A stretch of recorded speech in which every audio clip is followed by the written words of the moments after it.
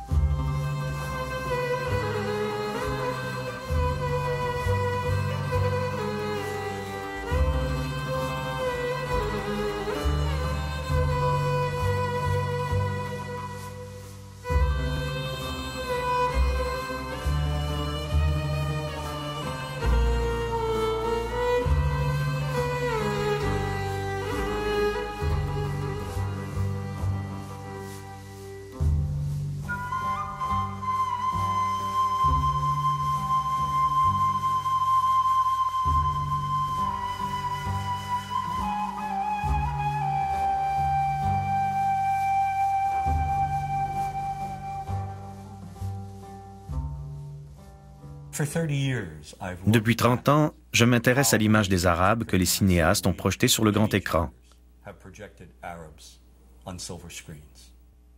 Dans mon dernier livre, Real Bad Arabs, How Hollywood Vilifies a People, j'ai examiné plus de 1000 films, depuis les débuts obscurs du cinéma hollywoodien jusqu'aux dernières superproductions.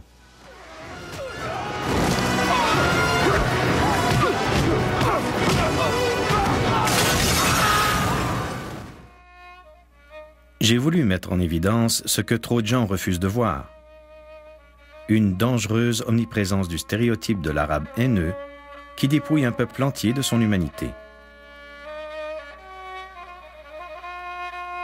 Dans tous les aspects de notre culture, l'arabe tient le rôle du bandit. C'est un fait. Il n'y a aucune exception.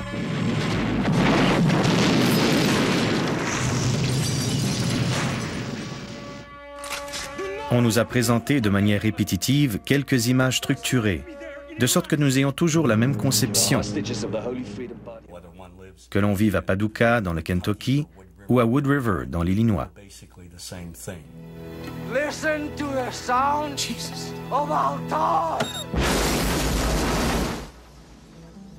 Et cette conception correspond au mythe véhiculé sur les Arabes dans le cinéma hollywoodien.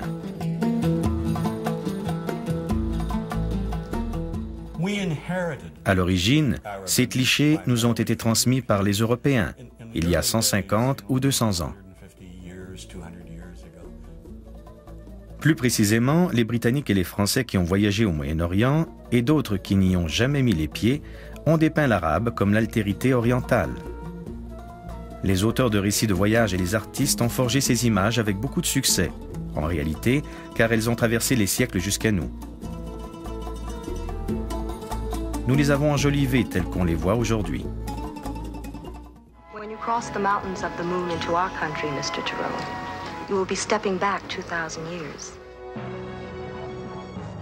L'action se situe toujours dans un décor fictif, au pays des Arabes, une étrange contrée imaginaire au cœur du désert, sur laquelle plane une musique inquiétante. Le désert est omniprésent, toujours comme un lieu menaçant. Puis on y ajoute une oasis, des palmiers, un palais qui recèle une chambre de torture souterraine, un pacha trône sur un parterre de luxueux coussins entouré de son harem. Mais comme aucune de ces jeunes filles ne lui plaît, il enlève la blonde héroïne occidentale qui repousse ses avances.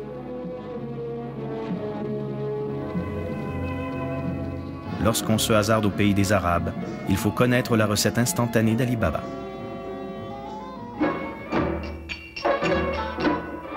Les accessoiristes à Hollywood affublent les femmes de pantalons transparents et de costumes de danseuses du ventre et arment les méchants arabes de cimetères, ces longs sabres recourbés. On nous montre des gens qui se promènent en tapis volant et des charmeurs de serpents qui les font onduler au son de leur flûte.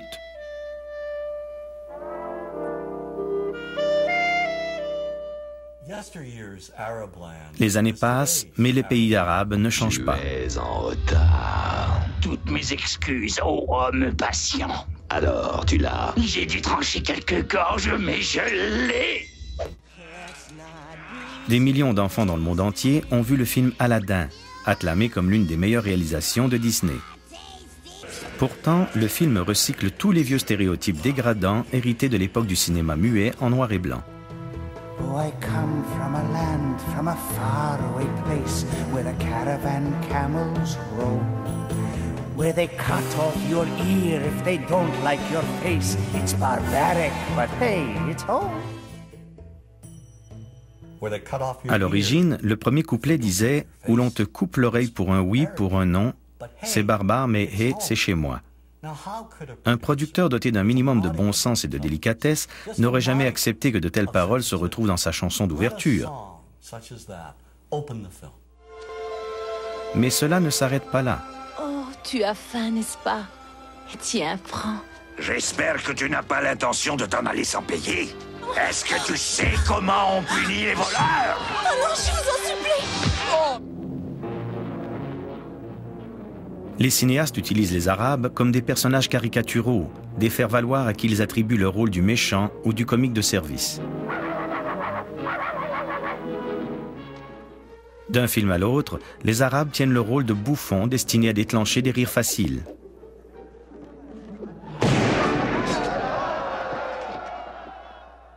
Le film The Happy Hooker Goes to Washington avec Joey Atherton en fournit un bon exemple. Every night I was forced to perform unspeakable acts with circumcised dogs. Oh, dogs are better than sheep. They're cleaner, I know, I've tried both. Les Arabes sont généralement représentés comme des incompétents. Ainsi, dans le film Vrai mensonge, ils sont non seulement dangereux, mais incapables. Moi, eux, nous sommes tous préparés à mourir. Avec un seul tour de cette clé, 2 millions d'entre vous mourront instantanément. Quelle clé? Cette clé. Qui a pris la clé? L'acteur Jamie Farr, dans le film Cannonball 2, incarne à la perfection le bouffon arabe. I have a weakness for blondes and women without mustaches. Tous les stéréotypes sont réunis. Il est trop riche et trop stupide pour apprécier la valeur de l'argent.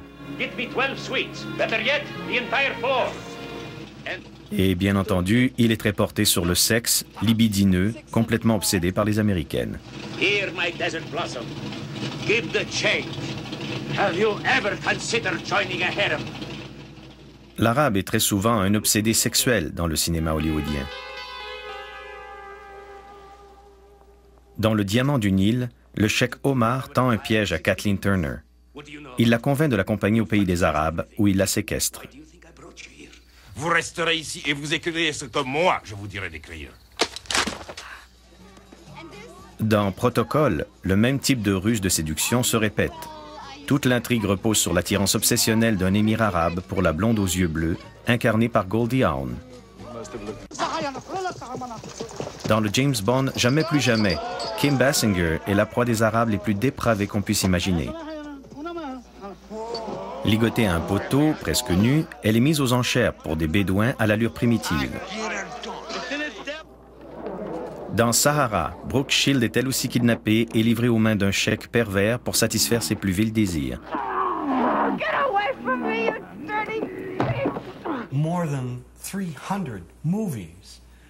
Plus de 300 films, soit près du quart des films hollywoodiens qui humilient les Arabes d'une manière ou d'une autre, contiennent des calomnies tout à fait gratuites ou font des Arabes un objet de risée. Nous allions à la Mecque et l'avion était rempli d'Arabes avec leurs animaux, des chèvres, des moutons, des poules. Ils ne vont nulle part sans leurs satanés animaux. Il a fallu mettre du plastique dans la cabine parce que tout ça, ça grille, ça défecte partout. Simon, l'acteur principal, revient de Londres.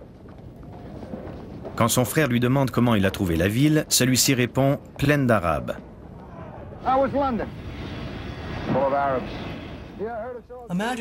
Mais imaginez s'il avait répondu « pleine de Noirs »,« pleine de Juifs » ou « pleine de Latinos ». C'est ridicule. Pourquoi dire de telles inepties?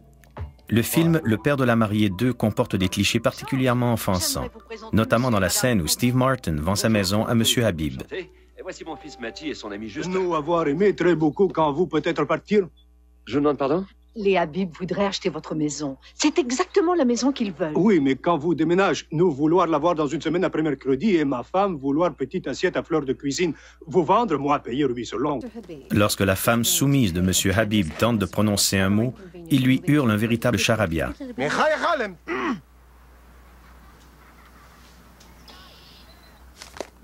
Puis il offre à Steve Martin une prime de 15 000 $ pour déménager dans les 10 jours. Quand Steve Martin décide de dire à M. Habib qu'il ne désire finalement plus vendre sa maison, il se trouve nez à nez avec une équipe de démolisseurs prête à raser sa superbe demeure. Dans une scène qui rappelle l'un des stéréotypes juifs les plus humiliants, M. Habib exige un bénéfice de 100 000 $ pour revendre à Steve Martin la maison qui lui appartient seulement depuis la veille. Vous m'obligeriez à aller emprunter pour une chose qui m'appartenait il y a 24 heures. Bien ça, faites comme vous voudrez. Votre belle allée, votre clôture, toute votre vie.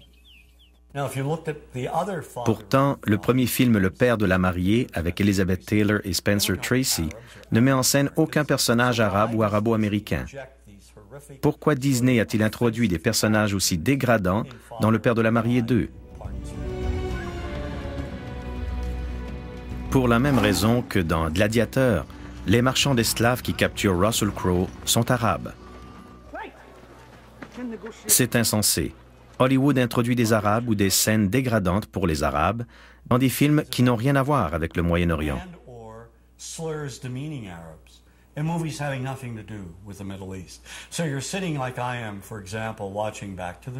Dans le film Retour vers le futur, par exemple, de vilains Libyens incompétents tirent à la mitraillette sur le scientifique fou et son compagnon dans un stationnement.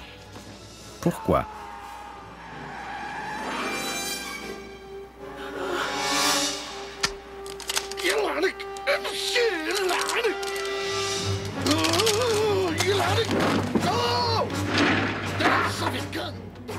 Ce film est plutôt un retour vers les vieux stéréotypes que vers le futur. Sous la lorgnette d'Hollywood, l'image de la femme arabe subit une déformation similaire. Aujourd'hui, les femmes arabes sont brillantes, très intelligentes. Elles exercent toutes sortes de professions. Pourtant, cette réalité demeure occultée au grand écran. Depuis les tout débuts d'Hollywood, la femme arabe est confinée au rôle de la danseuse du ventre, très sexualisée, inspirée par les premières images du Moyen-Orient, symbole d'exotisme, d'intrigue et de passion. Mais au cours des dernières années, cette image a subi une transformation draconienne. La femme arabe est maintenant représentée comme une terroriste. Emmitouflée de noir, une silhouette voilée en arrière-plan, dans l'ombre, totalement soumise. Il semble que plus les femmes arabes s'épanouissent, plus Hollywood les enferme dans leur carcan.